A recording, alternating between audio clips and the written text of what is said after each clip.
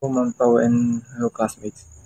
I'm here to discuss the biological criminology. Ano nga ba ang biological criminology?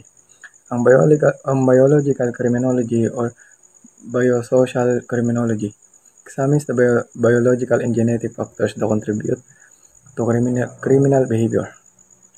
This field explores genetic, brain structure and function, and hormonal influence as potential contributors. However, it's important to note that criminal behavior is a complex issue influenced by social, psychological, and environmental factors. Therefore, it is crucial to take a holistic approach that considers multi- multiple factors in understanding criminal behavior. At meron itong tatlong item na mapaloob dito sa ating biological criminology. Ang una dito ay heredity. Ano ba ang heredity sa criminology? Heredity ay tumutukoy sa mga genetic na salik na maaaring maka-impluwensya sa pagkakaroon ng krimen o kriminal sa pag-uugali. Pangalawa, ang neurotransmitter dysfunction. Ang neurotransmitter dysfunction ay ang hindi maayos na pag-andar ng mga chemical sa utak na tinatawag na neurotransmitter.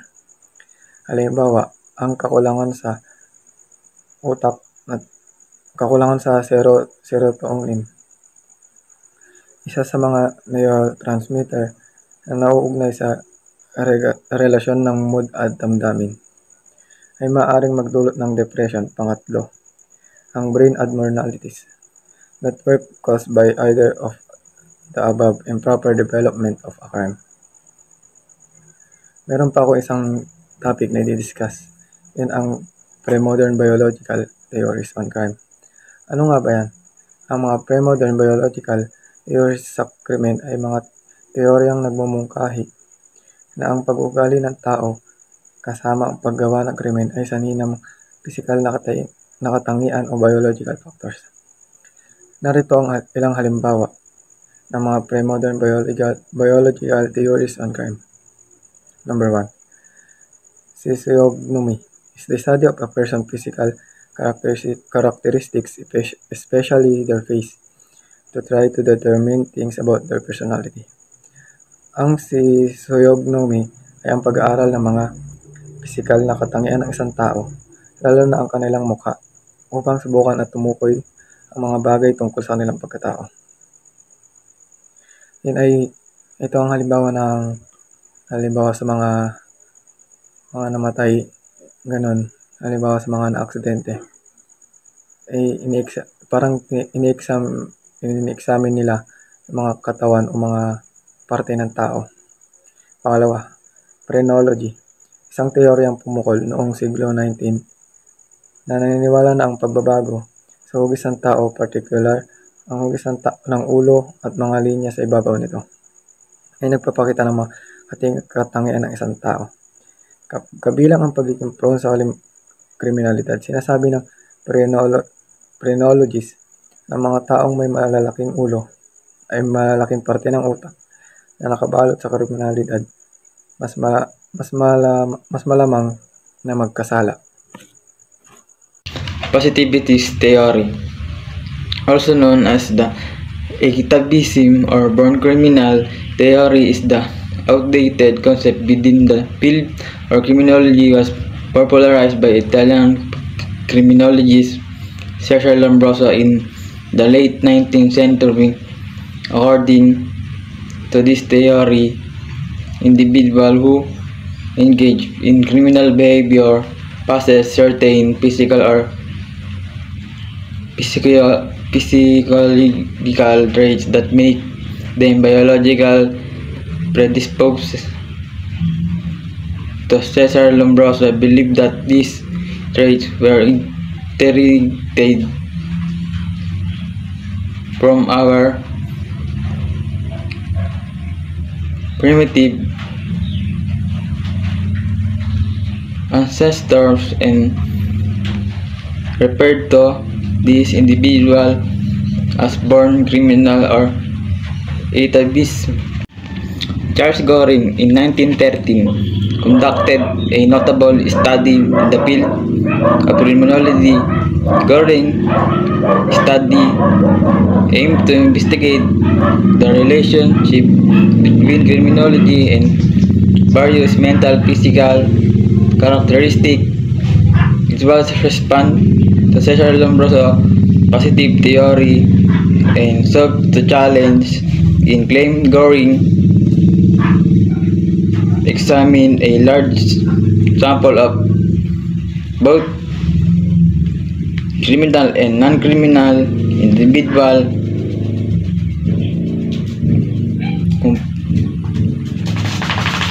Ernest Houghton, not to be confused with Ernest Houghton, as African anthropologist and professor who made significant contribute to the field of biological anthropology.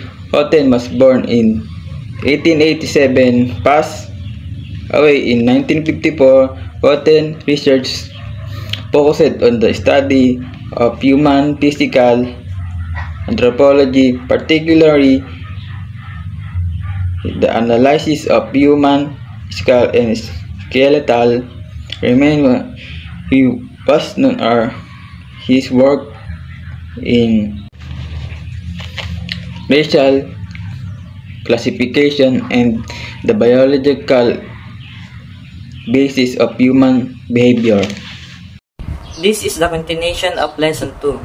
Physics theory was developed by Ernest Kretschmer. Meron tayong 4 different types of physics theory. The first one is asthenic type. Ito yung mga taong payat na mabibilang mo yung mga buto. Sila yung mga karaniwan na gumagawa ng crime na kalimitan sa pagnanakaw at pandaraya sa kapwa. The second one is athletic type.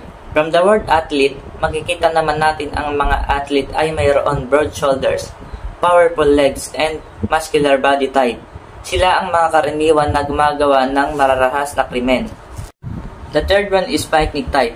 Ang picnic naman sila yung mga taong mataba na may maikling bihas at bilugan ang katawan. Ang ganitong uri ay kadalasang gumagawa ng panloloko at karahasan. Number 4, dysplastic or mixed type. This type is unclassified. Sa isang tingin, hindi mo mapapansin na ang isang taong ito ay makagawa ng isang pagkakasala laban sa kagandahang asal at moralidad ng isang tao. According to Kretschmer, nakipagtalo siya na ang asthenic at athletic type ay nauugnay sa schizophrenic personality, while the picnic type ay parang maniac depressive. Somatotype theory was developed by William Sheldon. According to him, magkaugnay daw ang katawan sa ugali ng isang tao. Pinag-aralan ni Sheldon ang mga lalaki from front view, side view, and back view. At dinivide niya ito sa 3 fundamental elements the somatotype. The person is endomorphic. Endomorphs have the following characteristic. Number 1, mataba at bilugan na pangangatawan. Number 2, ang personality naman nila ay relaxed, mahilig kumain at sociable. Number 3, sila yung may malaking baywang at large bone structure. Number 4, have higher proportion of digestive tissue. Number 5, have a visceral tonic temperament. Sila na yung mga relaxed, comfortable, and extrovert person. Mesomorphic. Mesomorphs have the following characteristics. Number 1, ang mga taong ito ay may malalaking pangatawan o tinatawag nating bodybuilder. Number 2, sila ay mayroong large bones, solid torso combined with low fat levels. Number 3, sila ay may malakas na pangatawan at malakas ang loob at may paninindigan. Number 4, sila ay may broad shoulder at makitid or maliit na baywang. Number 5, have higher proportion of muscular tissue. Number 6, have Dionysian temperament. Sila yung masyadong nakatuon sa pagkilos at kadalasang pabigla-bigla. Ang personality nila ay free and without limits. And the last one is ectomorphic. Ectomorphs have the following characteristics. Sila ay may mahabang bias. Number 2, short upper body. And number 3, broad shoulder. Number 4, have a long thin muscle. Number 5, have a very low fat storage. 6, sila yung may slim na pangatawan. Number 7, have a higher proportion of nervous tissue. Number 8, have a serotonic temperament. Ang personality nila ay mahiyain, mapagsiyasat sa sarili, and emotional restraint. Sheldon research outcome. According to Sheldon's study, he revealed na ang predisposition sa kriminalidad ay maaaring maimpluwensyahan ng somatotype with high in endomorphy and intermediate in mesomorphy. Sa kabaligtaran, ang isang predisposition ay sanhi ng suicidal na ang maaaring maimpluwensyahan ng somatotype with high endomorphy. Ang taong mayroong personality na ectomorph ay karaniwan makikita sa mental institution. Biological Family Studies on Crime. Number 1. Jukes Family Tree.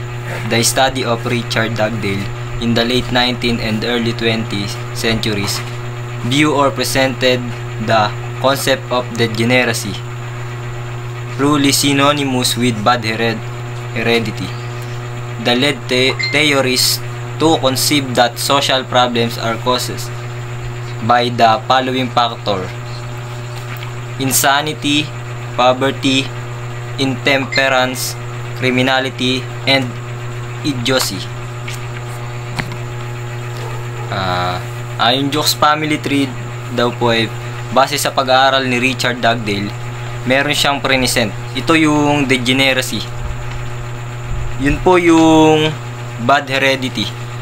Meaning to say, pag sinabi po nating degeneracy or bad heredity, ang ibig sabihin nun, yung Jukes Family Tree, yan yung tumutukoy sa angkan or family ni Ada Jukes. In short, yung family ni Ada Jukes, yun yung Jukes Family Tree, tumutukoy sa kanino-ninuunuan nila, or yung buong pamilya at angkan nila ay isang kriminal, na pinaniniwalaan din na yung cause ng sila at na yun yung cause ng social problem. This view was expounded in the Jukes, A Study in Crime,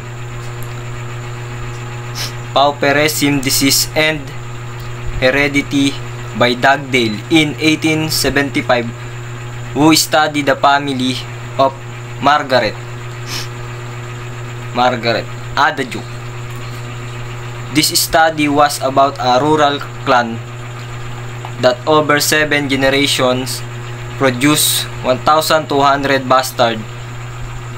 bastards, beggars, murderers, prostitutes, thieves, and syphilitics.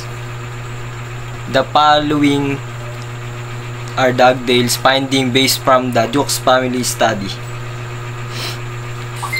300 dead as paupers, 150 were criminals, 7 were murderers, 100 were drunkards, and more than half of the women were prostitutes. Dito naman, pinapakita lang yung angkan nila na kung gaano kakakriminal. For example, yung krimen na ginawa nila, sinasabi na doon sa angkan nila ay may 150 na criminals, may 7 na murderers, at 100 na drunkards, tapos halos sa alahati sa mga babae ay prostitute.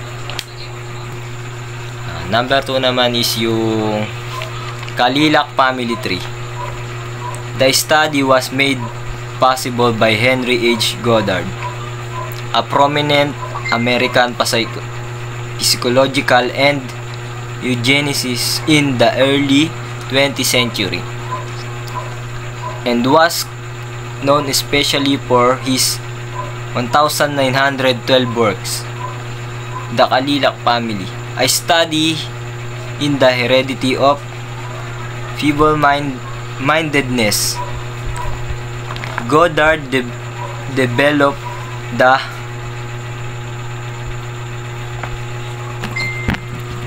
pseudonym Kalila by combining a Greek root meaning beauty or kalos with one meaning bad or kakos.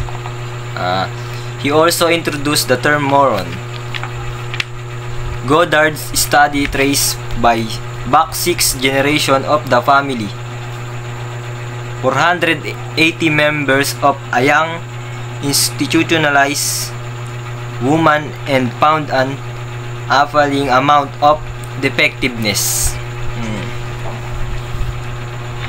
Yet there was also information about a good family of the same name.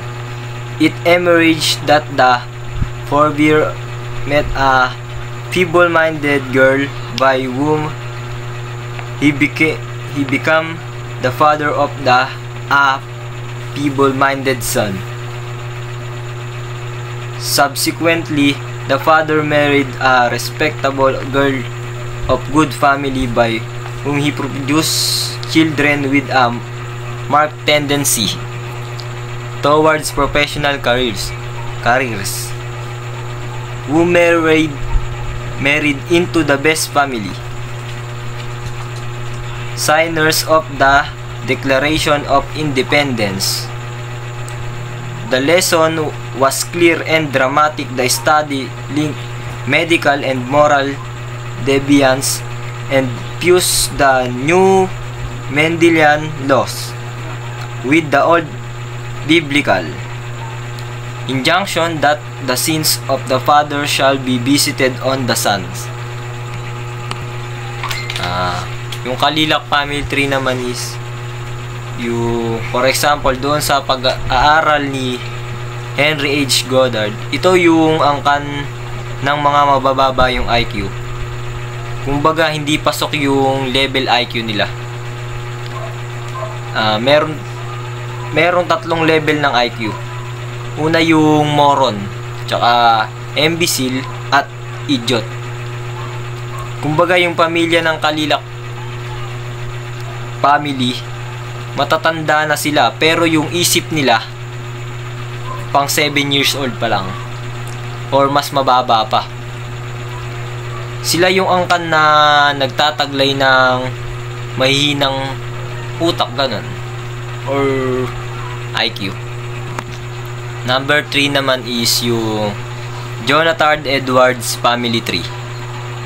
Based on the study, Edwards was a famous preacher during the colonial period when his family tree was traced. None of the descendants was found to be criminal. Jonathan Edwards family tree.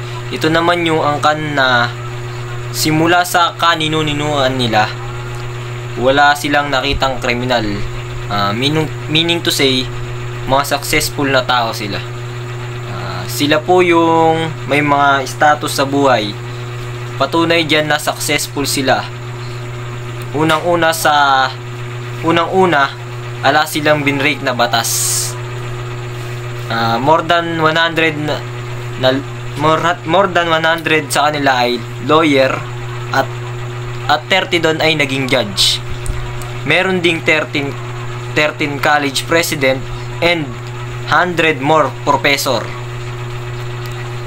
60 were physician, 100 clergymen, missionaries and theological professor, 80 elected public office, including 3 mayors, 3 governors, several members of Congress, 3 senators, and 1 vice president. 60 doon is you attained in authorship or editorial life. with 135 books of merit. At last naman yung 5 Army or Navy officer.